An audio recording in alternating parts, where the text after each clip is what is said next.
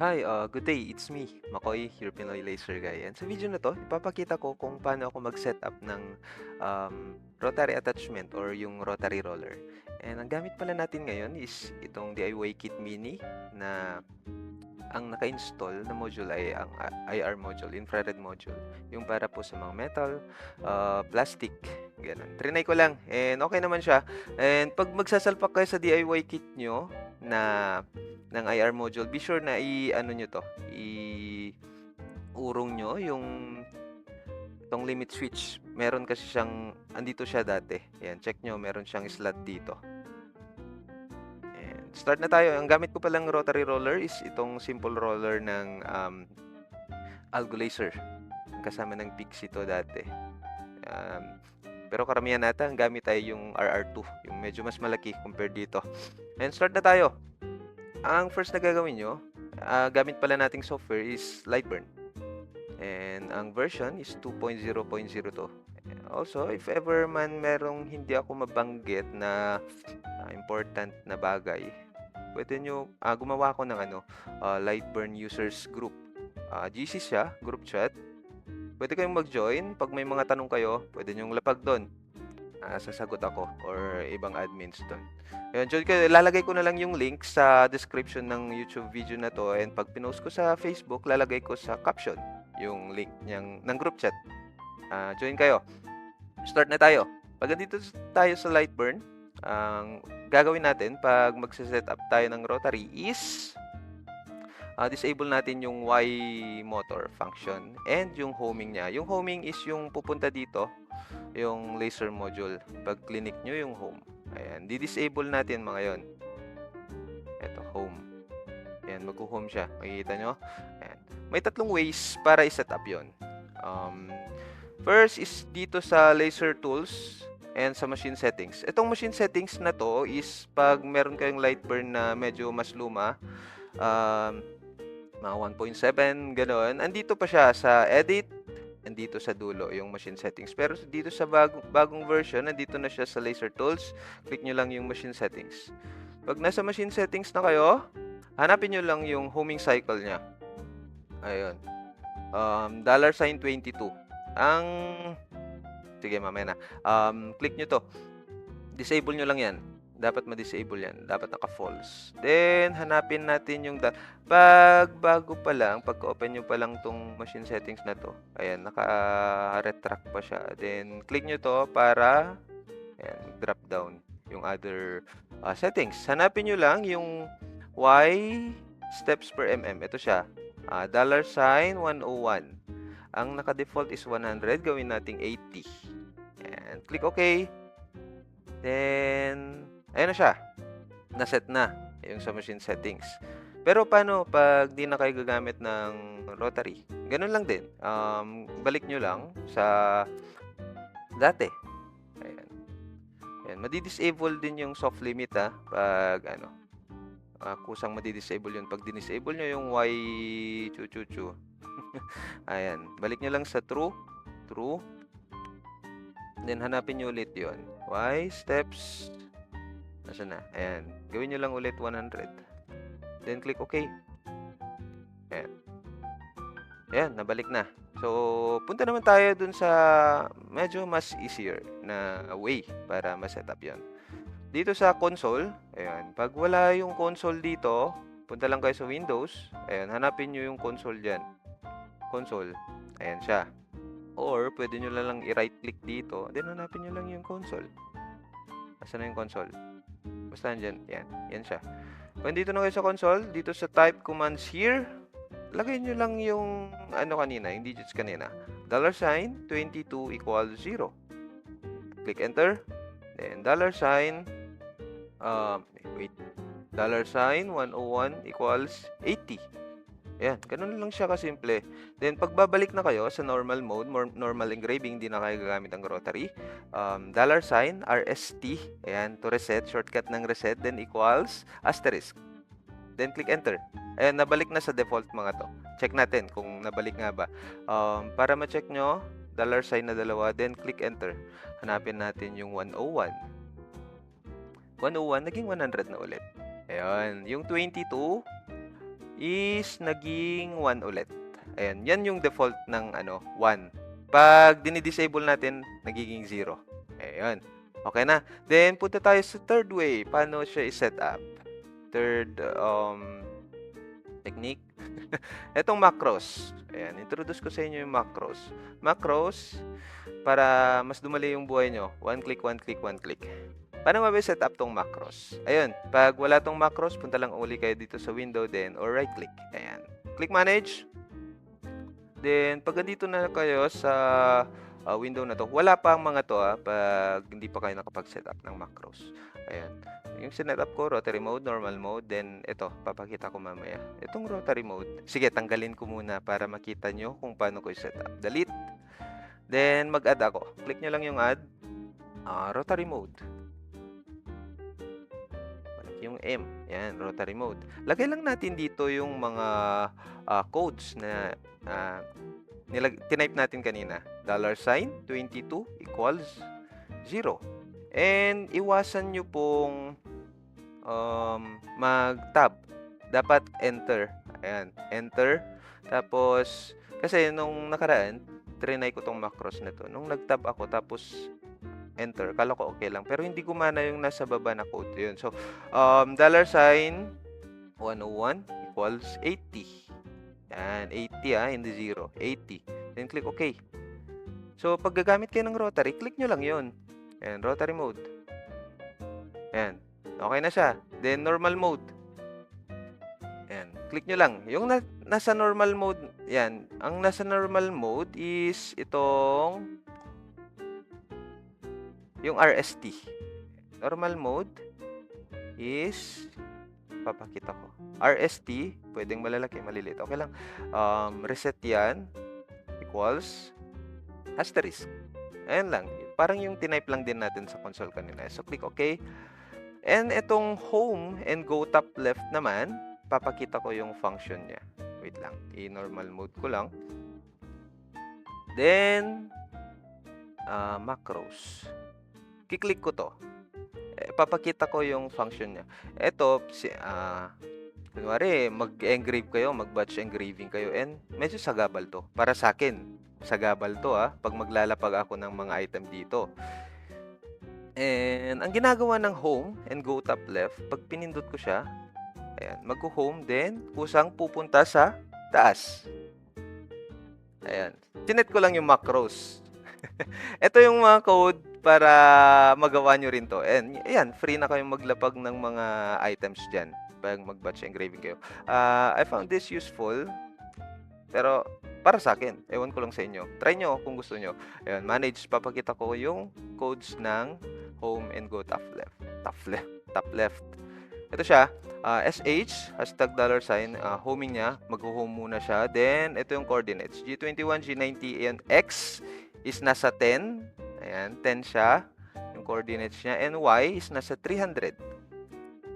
Tapos itong F, 6,000. Ito yung speed niya. Pwede nyo baguhin yung speed niya pataas. Ayan lang. Screenshot nyo na lang. Check nyo. Ayan, click OK. Ayan. Tapos, ayan nakarami na naman ako. So, ang next na gagawin nyo, pag na-disable nyo na, mag-rotary mode na ako. Ayan. Pag na-disable nyo na, yung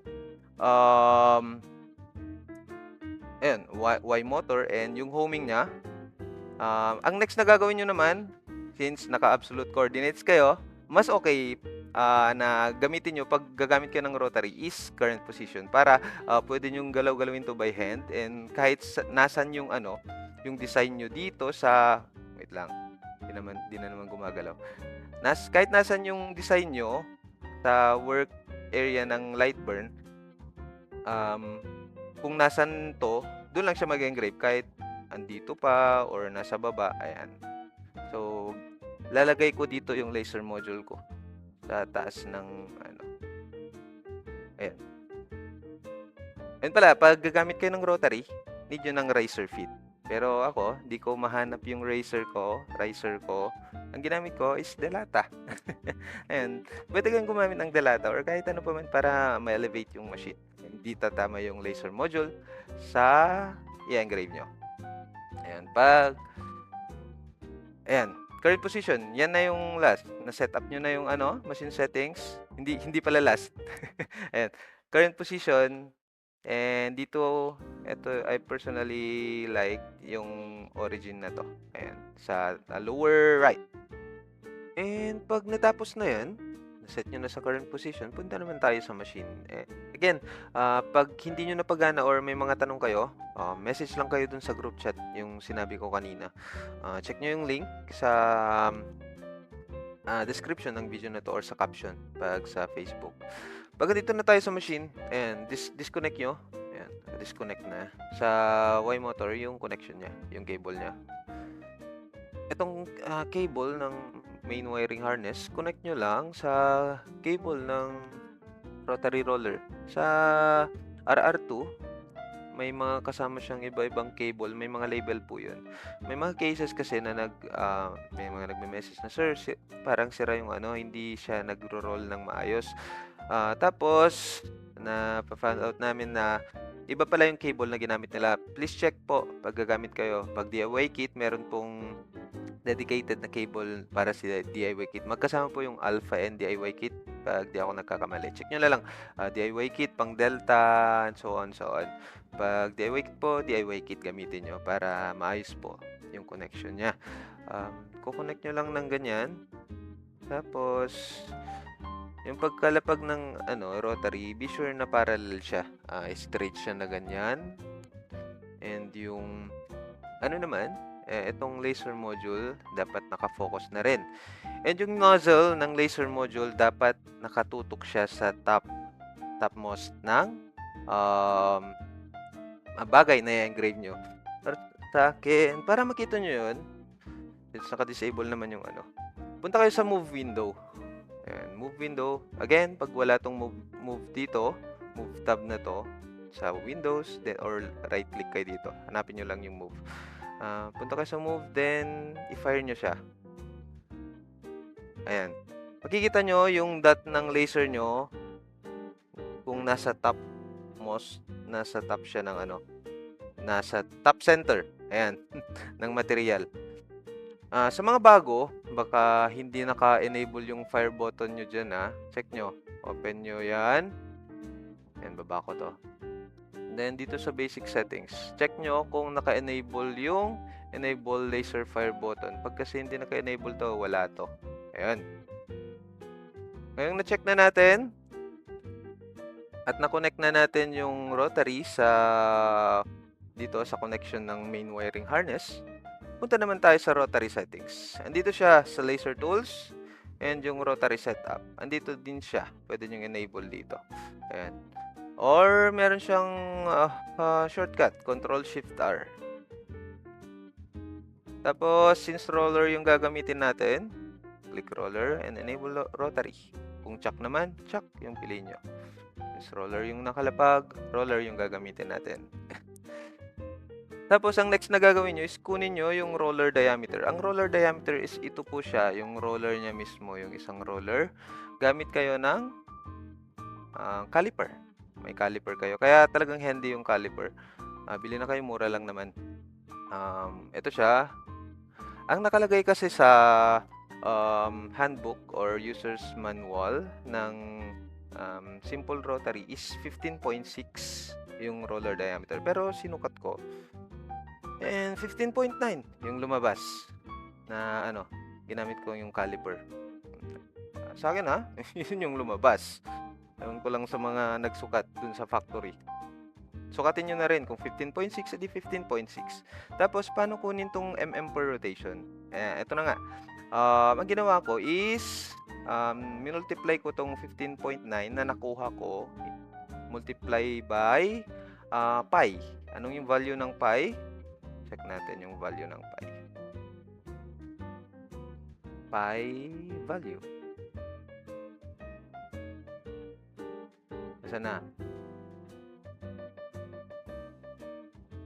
Ba't Yahoo kasi? Hindi ko alam yun. Pi value. Pag dito sa Google. Ayan 3.14. Kunin natin tong apat na decimal places na to. 31415. So, multiply natin to. Ayan. calculator. Di ko naman ano yan, mental calculation, kaya punta tayo sa calculator. Ito, important to, pag lalo na kung, mag-e-engrave kayo ng full wrap, yung palibot ng ano, ng, dami ko ng ng material. So, 15.9 times 3.1415. Ang nakuha ko is 49.94. So, yun yung nilagay ko dyan. Ayan. Paano natin malalaman kung accurate siya? Itetest natin. Ito sa rotary axis, kadalasan sa y-axis natin nilalagay. Ang ginagawa ko para ma-check ko kung accurate siya, naglalagay ako ng tape dito sa dulo ng roller. Ayan, dulo ng roller.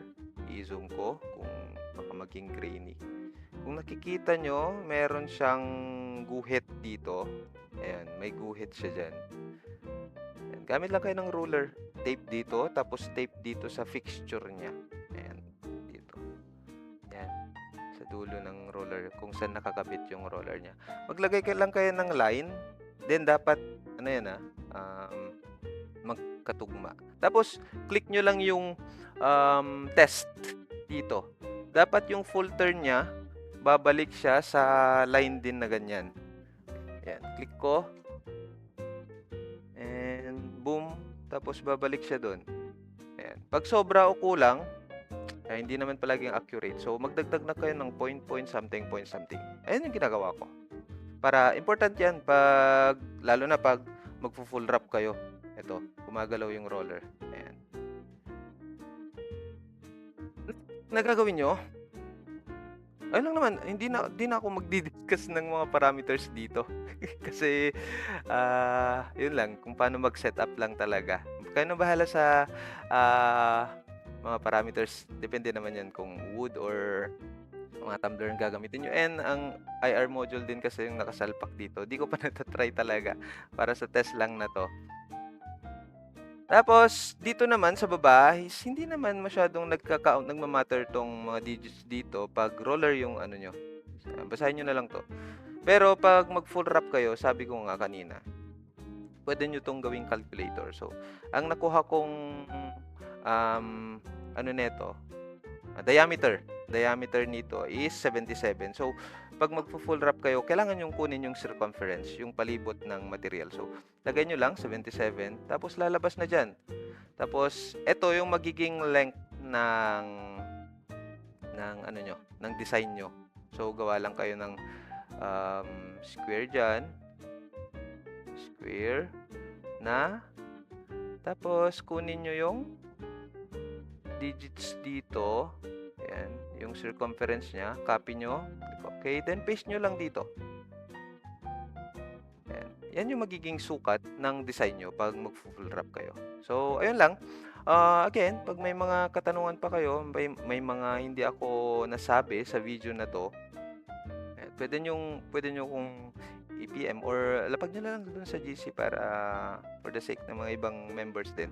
Ayun, sige, try nating mag-engrave. Engrave to.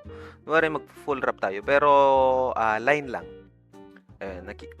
Make sure na tama yung nilagay nyong object diameter. Ayan. Medyo mawawala din kasi yung sense nito, itong rotation. Maaring short yung magiging line na i-engrave nyo or maaring masyadong mahaba, mag-i-interlap siya pag hindi tama yung nakuha nyong object diameter. Kaya pag tumanggap kayo ng mga orders, pag bago-bago pa lang kayo, mga orders na ganito, bago pa lang sa inyo yung pag-engrave, much better na kumuha kayo ng alay or test material para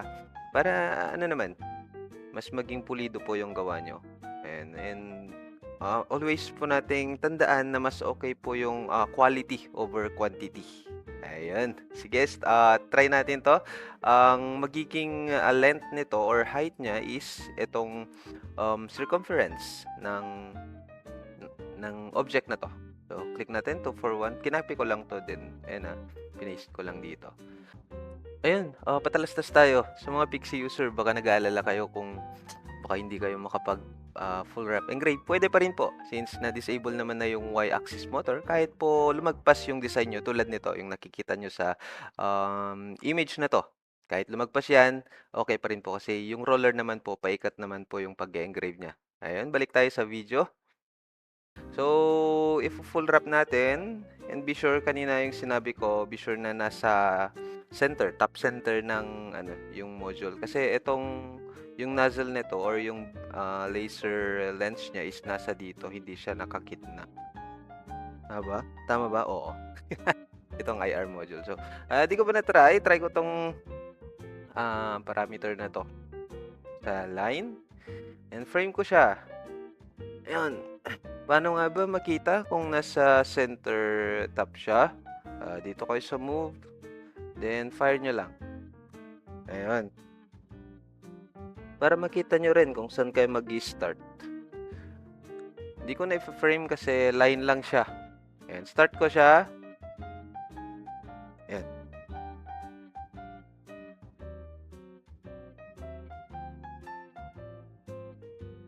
Ayan, so far nag-meet naman po yung line. Ayan, eto siya. Ayan, marami na akong trial and error dito. Kasi nung sineset ko yung hindi ko nakukuha ng tama yung diameter nito kasi nagloloko yung caliper ko. Ito siya, medyo nag-meet siya. Nasa tamang ano siya, nag-meet naman siya pero medyo paling kasi siguro hindi masyadong parallel 'to. Kayo na lang bahala kung paano niyo siya i-ka-calibrate yung talagang parallel na parallel, gamit kayo ng skwala or ano pa mang way ang gagawin niyo. So gano'n, ano naman 'pag hindi naman gaano kalaki or kalapad yung magiging design niyo, gaano ka-curve, hindi naman masyadong nagma-matter 'yun, yung sinet natin kanina na, diameter blah, blah, blah.